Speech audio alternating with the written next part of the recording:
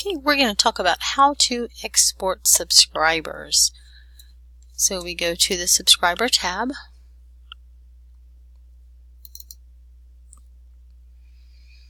And you see we still have just our 3 subscribers. We're going to export CSV for Excel or CSV. I just always do for Excel because that's the easiest for me.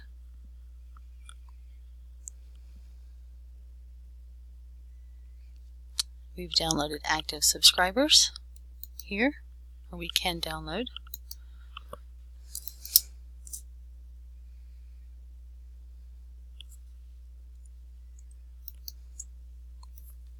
And we're just going to put them right there in Ruse Rubs.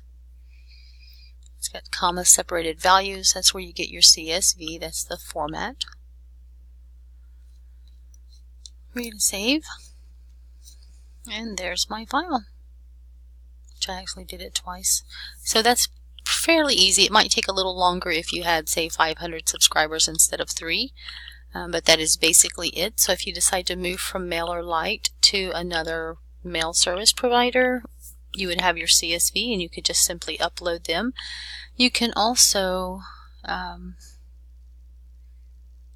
think you can pull them in from groups. Let's double check that.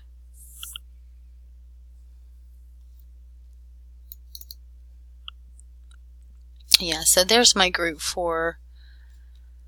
that just has just me in there. And I could pull just this group and export. And that way when I imported it somewhere else, if I had 50 subscribers under Southern Women and 50 subscribers under Recipes, then I could create those tags or groups in the new system so that it would match and I would still know what content those people were receiving. So that's fairly easy and straightforward, and it works the same when you're exporting from whoever you're with now to come into MailerLite. So you'd follow the same, just find where on their screen under subscribers you were able to export. And doing it by list or tag or group, whichever one your system calls it, is the easiest. That way you can simply drop them into a matching tag or group or list.